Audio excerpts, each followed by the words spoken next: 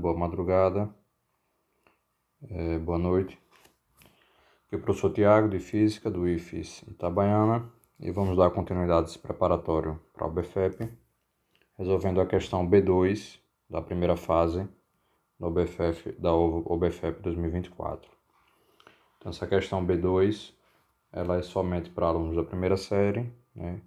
Então, das 20 questões, 5 são exclusivas para alunos da primeira série. Então, quem é da segunda não pode fazer. Bom, a questão fala assim: os ossos, ajudados pelos músculos, garantem o formato do corpo humano.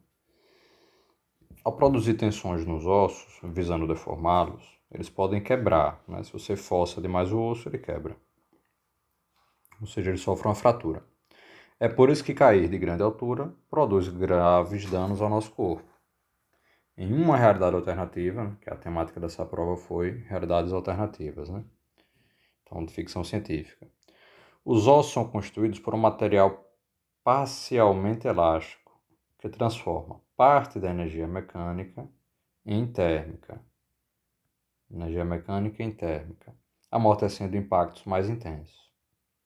Então, o osso é mais elástico, é menos rígido, nessa realidade, como fosse uma molinha, que ele consegue converter parte da energia mecânica em térmica como fosse um amortecedor. Nessa realidade, uma queda de grandes alturas não produz danos ao corpo, massa, né? O qual quica no solo algumas vezes como uma bola de basquete. Então, vamos pensar como se fosse uma bola de basquete quicando, né? A bola deforma, né? Tem uma certa elasticidade e converte parte da energia mecânica em térmica, né? Onde ela bate e esquenta um pouquinho e assim ela não se quebra. Nesse contexto, ou seja, dessa realidade aí alternativa, uma pessoa de 80 kg de massa, né, caiu de 80 metros de altura, uma altura enorme. Após quicar no solo a primeira vez, subiu até 20 metros de altura. Então, como uma bola, bateu no chão, subiu. Desprezando a influência do ar, então desprezando a resistência do ar, etc e tal, qual a quantidade de energia mecânica que foi transformada em energia térmica na primeira colisão com o solo? Dados, considerar o G igual a 10, mais fundo ao quadrado, né, que facilita as contas, e desprezar a resistência do ar. Bom, então vou aproveitar essa questão para relembrar sobre energia mecânica. E claro, aqui vou precisar comentar sobre energia cinética e sobre energia potencial. Então vou relembrar sobre esses assuntos antes de resolver a questão, tá bem? Então vamos lá. A energia mecânica, ela é composta da energia cinética e da energia potencial. Então vamos discutir cada uma separadamente. A energia cinética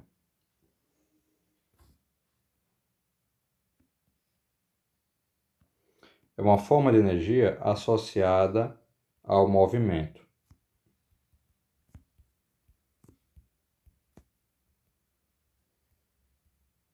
Então, qual é a ideia? Qualquer objeto que tem massa e velocidade tem uma energia cinética. Então, para ter energia cinética, você precisa ter uma massa e essa massa tem que estar com uma velocidade. Lembra que a velocidade depende do referencial? Velocidade relativa.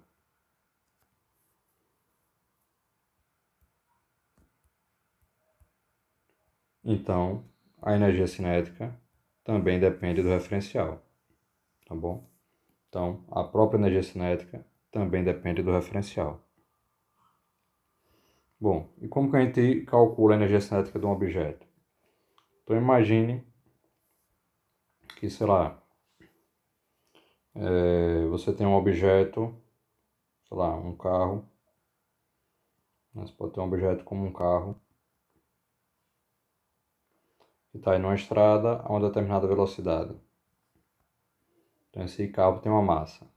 A energia cinética desse objeto é a massa vezes o módulo da velocidade ao quadrado sobre 2. Então, é a metade do produto entre a massa e a velocidade ao quadrado. Então, veja que se o objeto não tem velocidade, se ele está em repouso, né? Então, se V é igual a zero, então a energia cinética também vale zero, né? Então, no repouso, o objeto não tem energia cinética.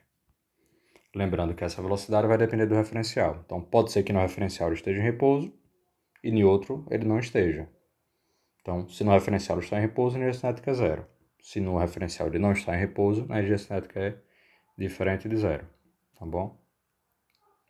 É interessante perceber também o seguinte, que para uma dada velocidade, massa e energia cinética são diretamente proporcionais. Se você dobra a massa, você precisa do dobro de energia cinética para ter aquela velocidade.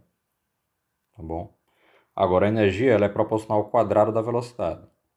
Então, se você, por exemplo, mantiver a mesma massa e dobrar a velocidade, a energia cinética quadruplica. Por isso que fica cada vez mais perigoso você andar em alta velocidade, né? Se você anda a, sei lá, 80 km por hora, você está com 4 vezes mais energia cinética do que se estivesse andando a 40. Tá bom? Se você anda a 120 km por hora, você vai andar com 4 vezes mais energia cinética do que se andasse a 60 km por hora. Tá bom? Então, a energia cinética é uma energia associada ao movimento e ela é dada em termos da massa e da velocidade do objeto dessa forma aí. Tá bom? Outra forma de energia que vai ser importante é a energia potencial.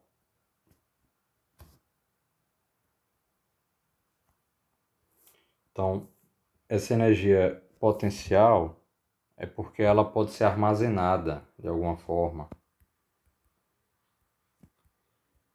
Então, pode ser armazenada e convertida em cinética. Então, por exemplo, quando você ergue um objeto, esse objeto, se você solta, ele cai. Então, erguendo, você fornece energia potencial, no caso gravitacional, e durante a queda, essa energia vai se convertendo em cinética. Tá bom? Outro exemplo é a mola. Se você comprime uma mola, então você está armazenando energia elástica na mola. E se você libera, essa mola volta ao que era antes, então vai ganhando energia cinética. Tá bom? Para essa questão, vai ser necessário discutir apenas a energia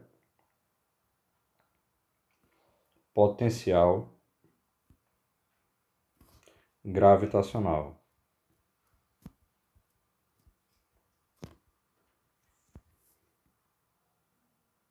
Com o detalhe de que é na superfície da Terra.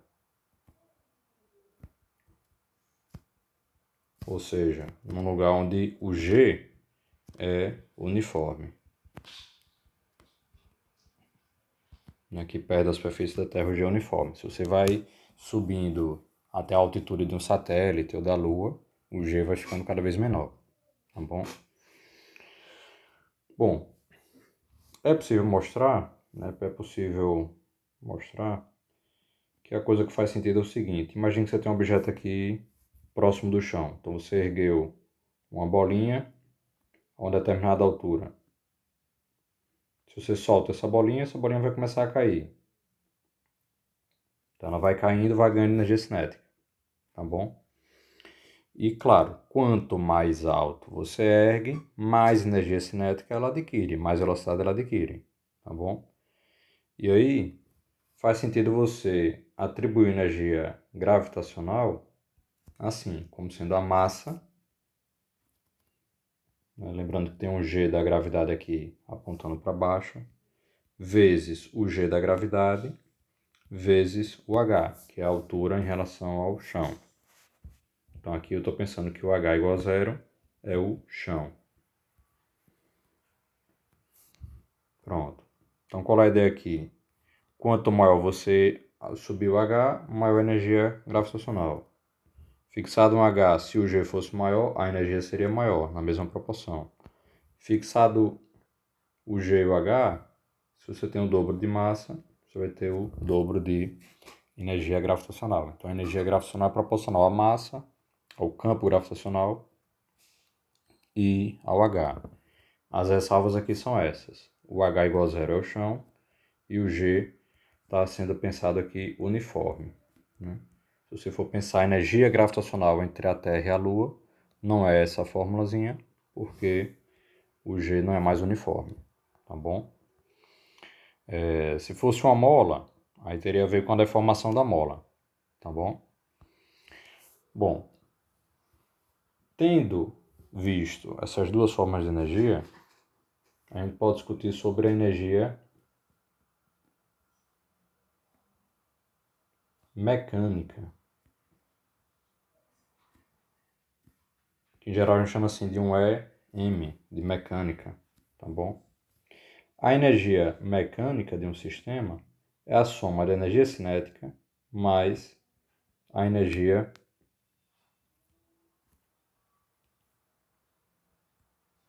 potencial.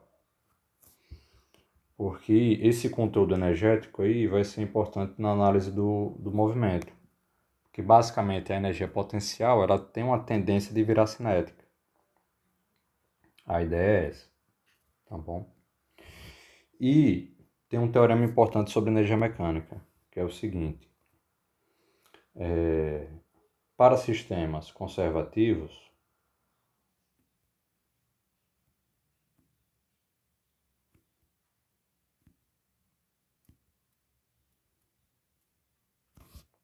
o que ocorre? A energia mecânica se mantém constante. Então, um sistema conservativo é um sistema em que só atua força conservativa, ou que as forças não conservativas não realizam trabalho. Então, força gravitacional é uma força conservativa, força elástica, força da mola,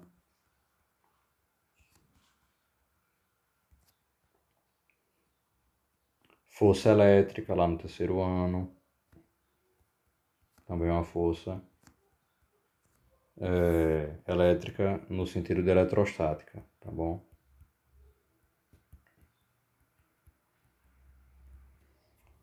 Também é uma força conservativa. Então, em sistemas que só têm forças conservativas ou que as não conservativas não realizam trabalho, essa energia mecânica aqui se mantém constante. O que significa isso? A energia mecânica se mantém constante.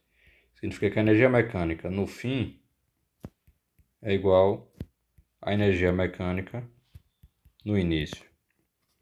É isso que significa a energia mecânica ser constante. Tá bom? Agora, em situações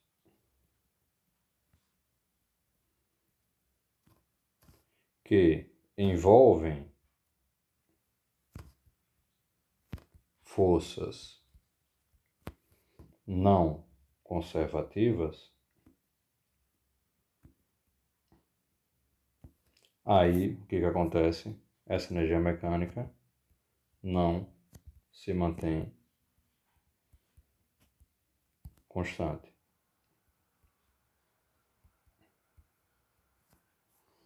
Tá bom? Quais são as forças não conservativas, né? São aquelas que o trabalho depende do caminho. Então, por exemplo, força de atrito, força de resistência do ar,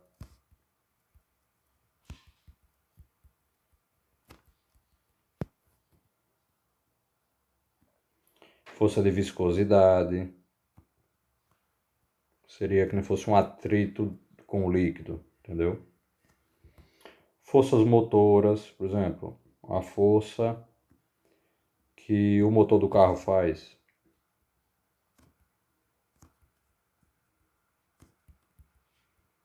né? Ela faz com que o carro aumente a energia mecânica, né? Então, forças motoras desse tipo são exemplos de forças não conservativas. Força magnética,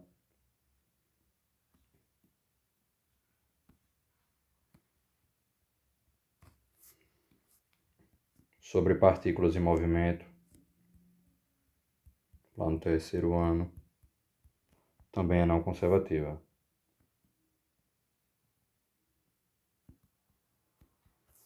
E assim vai. E aí, nesse caso, o que acontece?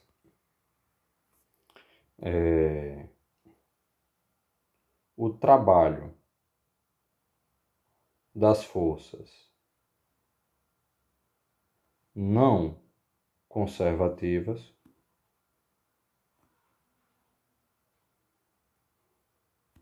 é igual à variação da energia mecânica, ou seja, é a energia mecânica no fim menos a energia mecânica no início. Quando você tem forças dissipativas, como essa força de atrito, força de resistência do ar, viscosidade, são forças dissipativas. São forças dissipativas. O que em geral essas forças dissipativas fazem? Elas em geral convertem essa energia mecânica em calor. Então, quando você esfrega uma mão contra a outra, né? Então, o atrito entre as duas mãos faz com que a energia cinética se converta em calor, tá bom? Então, uma broca de uma furadeira furando uma parede, a broca esquenta. O atrito dela com a parede esquenta, né? Então, está convertendo a energia cinética da broca, de giro da broca, em calor, certo? E você percebe isso pelo aumento da temperatura. Então, com isso a gente revisa, né, o básico sobre energia mecânica. Para a ideia ficar um pouco mais clara, é interessante usar essa simulação aqui do FET, que ela ilustra isso. Então imagine um mundo sem atrito, aqui é atrito zero, atrito nenhum. Você pega uma pessoa e bota assim, no topo de uma rampa de skate. Ela vai ficar subindo e descendo a vida toda aí, já que não tem atrito. Então, no topo a velocidade é zero, lá embaixo a velocidade é máxima. Vou botar aqui a câmera lenta. Ó, lá embaixo a velocidade é máxima, né? O que acontece em termos de energia? Acontece isso daqui. Veja esse gráfico aqui da esquerda. Essa energia total, aqui é a mecânica. É a soma da cinética com a potencial. Vou botar aqui em câmera lenta. Quando ele passa lá embaixo, só vai ter cinética. E quando chega lá em cima, só tem potencial, né? Então, lá em cima, o mgh é máximo, porque a altura é máxima. E aqui embaixo, o mgh vale nada, porque o h vale zero. E aí o que acontece? Essa energia potencial que foi armazenada lá vai se convertendo em cinética à medida que desce. Na subida é o contrário, a cinética se torna potencial. E uma vai se convertendo na outra sem fim, de modo que a energia mecânica total é fixa. Tá bom? Outro jeito de representar isso é por um gráfico de setores. Ó. Então, o círculo inteiro, esse círculo aí na cabecinha da skatista, representa todo o conteúdo de energia. Já tem câmera lenta. O azul é potencial, então no topo é só potencial. Lá embaixo é toda verde, que é a cinética. E aí depois volta a ser só potencial. E assim vai. Agora, o que acontece se a gente ligar um atrito aqui? Então, agora que eu liguei o atrito, começa a ter uma faixa de energia aqui que é vermelha. Então, parte dessa energia mecânica vai sendo dissipada pelo atrito. A força do atrito realiza um trabalho contrário ao movimento, tá? Negativo. Isso diminui a energia mecânica. Então, a variação da energia mecânica vai ficando negativa. A energia mecânica vai diminuindo. Com menos energia mecânica, ele sobe até uma altura menor, né? com menos energia mecânica, ele vai subir até uma altura menor. E assim vai, vou botar em câmera normal aqui, em modo normal. E assim vai, sempre subindo a uma altura cada vez menor, até que eventualmente ele pare. Então, a descrição de fenômenos desse tipo, em termos de energia, é bem mais simples do que em termos de força e vetor velocidade. Força, vetor força e vetor velocidade. E assim vai até que uma hora ele pare. Tá bom? Então, com isso, a gente revisa essa parte de energia. Tá bom? Então vamos agora para a resolução da questão propriamente dita. Então, resolvendo a questão, deixa eu copiar de novo esse enunciado aqui embaixo. Vai ficar melhor. Pronto. Então vamos agora para a resolução da questão em si. Então, os ossos, ajudados pelos músculos, garantem o formato do corpo humano, tal, né? Nessa realidade aí, os ossos são elásticos e permite transformar parte da energia mecânica em energia térmica, ou seja, em calor, né? Amortecendo os impactos mais intensos. Nessa realidade, uma queda de grandes alturas não produz danos ao corpo, o qual quica no solo, algumas vezes como uma bola de basquete. Nesse contexto, uma pessoa de 80 kg caiu de 80 metros de altura. Após quicar no solo a primeira vez, subiu até 20 metros. Então, a nova altura máxima passou a ser 20 metros. Desprezando a influência do ar, a resistência do ar, tal, determine qual a quantidade de energia mecânica que foi transformada em térmica na primeira colisão com o solo. Então, nessa colisão da bola com o solo, tem forças não conservativas que convertem parte da energia mecânica em calor.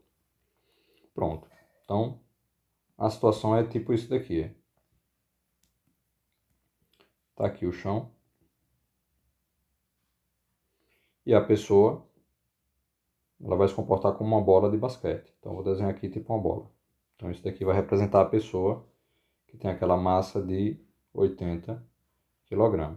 Aí, de início, ela cai de uma altura, vou botar assim, uma altura inicial de 80 metros. Aí ela vai adquirir uma velocidade, tal, vai bater no chão, vai quicar. Então, quando ela quicar, ela vai subir bem menos. Ela vai subir, digamos, só até aqui. E essa nova altura, vou contar como altura final, vai ser de 20 metros. Certo? Então, a da esquerda é a situação inicial. Então, ela está aqui em cima com a velocidade 0. E aqui também na situação final, ela está aqui em cima com a velocidade 0, porque é a nova altura máxima. Tá bom?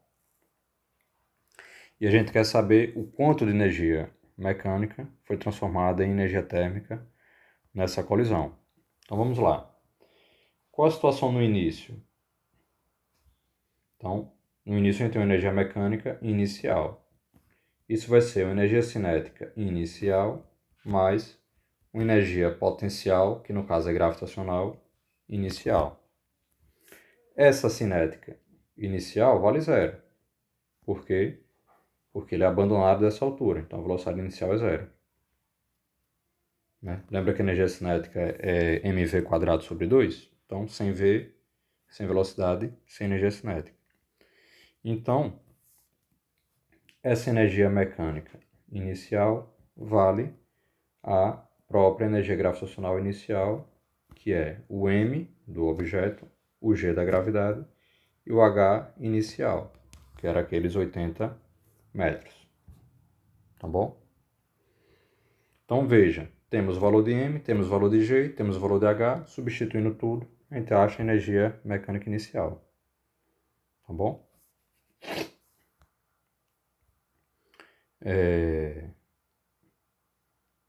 Tá. E no final, o que a gente tem? Ora, no final, a gente tem essa situação aqui.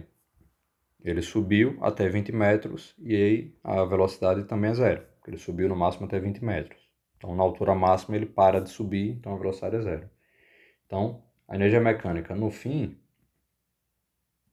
é igual à energia cinética no fim, mais a energia potencial, que no caso é gravitacional, no fim. Só que, novamente, essa cinética no fim vale zero, porque a velocidade no fim vale zero. De modo que só resta a gravitacional no fim. Então, essa energia mecânica no fim vai ser simplesmente a gravitacional no fim, que vai ser a mesma massa, o mesmo G da gravidade, só que agora uma nova altura, uma altura final. Novamente, temos a altura, temos o G, temos o M, com isso a gente consegue achar a energia mecânica final. Tá bom? Então, nesse ato de quicar, parte da energia mecânica se converteu em calor. De modo que, nessa nova situação, depois de quicar, a energia mecânica vale menos. Então, se parte da energia mecânica se transformou em calor, né? Se transformou em energia térmica, então a diferença de energia mecânica é que foi transformada em energia térmica. Então é interessante escrever isso daqui para ficar registrado. Então, nesse processo, parte da energia mecânica se transforma, se converte em energia térmica. A parte da bola que bateu no chão esquenta um pouco, porque nem quando você dá um tapa na parede, sua mão esquenta. Né? E essa energia térmica a gente vai chamar aqui, grosso modo, de calor. Vamos representar para uma letra Q. Tá bom? Logo, essa quantidade de calor é o tanto que diminui a energia mecânica, né? Então, a energia mecânica que era no início, menos a energia mecânica que passou a ser no final. Então, sei lá, imagine que no início a energia valia 100 e no final passou a valer 30. Então, porque 70 se perdeu na forma de energia cinética. Na forma de energia térmica. Tá bom? Pronto, então é isso que a gente vai fazer aqui. A energia mecânica inicial a gente tem, vou chamar isso aqui de equação 1. A energia mecânica final a gente tem, vou chamar isso aqui de equação 2. E o tanto que diminuiu, né? Então o início menos o fim é o que vai ser a quantidade de energia térmica. Então o que vamos fazer agora? Vamos substituir a equação 2 e a equação 3, e a equação 1 nessa equação 3 aí. Então vai ficar o seguinte, essa quantidade de energia térmica, que eu estou aqui grosseiramente chamando de calor, vai ser a energia mecânica inicial, quem que era ela? Era o mgh inicial, menos a energia mecânica final, quem que era ela? mgh final. Pronto. Esse mg se repete, então posso colocá-lo em evidência. Do primeiro vem um hi, né? Se você faz esse vezes esse, vai dar mghi. E do segundo, vai sobrar quem? O hf. Se você faz esse com esse, vai dar o mghf. Pronto. Assim a conta vai ficar um pouco mais fácil. Agora é só substituir a galera aqui. Então o que vai ficar? mghi menos hf. Quem que a gente vai substituir aqui? Só relembrando, o M é a massa lá que era 80 kg. Né? Vamos voltar lá. O M era os 80 kg, o HI 80 metros e o H final 20 metros. E o G, aqueles 10 da gravidade, 10 metros por segundo ao quadrado. Então, ó, o M 80 kg, o G 10 metros por segundo ao quadrado, o HI de 80 metros e o HF de 20 metros. Então é isso que a gente vai jogar aqui dentro. Então vamos lá. O M, 80 e a unidade quilograma. O G, 10 e a unidade metro por segundo ao quadrado. Agora abre parêntese, o HI vale 80 metros, menos, né? E o HF vale 20 metros. Então, 80 vezes 10, 800 quilograma, metro por segundo ao quadrado.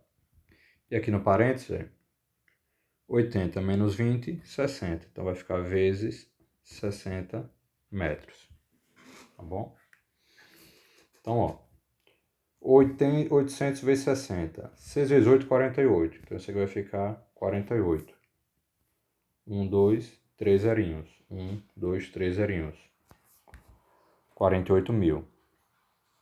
E as unidades? Bom, as unidades, quilograma, metro por segundo ao quadrado, é massa vezes aceleração. Então isso é força, é Newton. Então vai ficar aqui Newton vezes metro. E Newton vezes metro é força vezes distância, é unidade de trabalho, é unidade de energia. Que no SI é o Joule.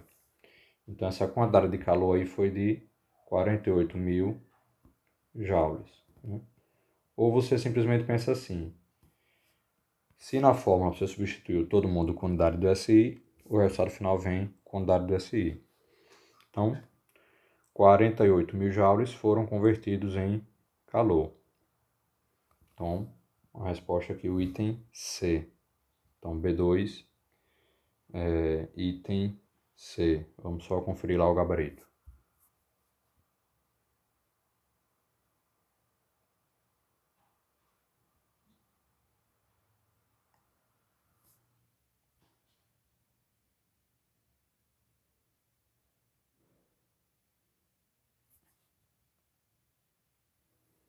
Então, questão B2, item C. Então, com isso a gente encerra essa questão B2. Até a próxima.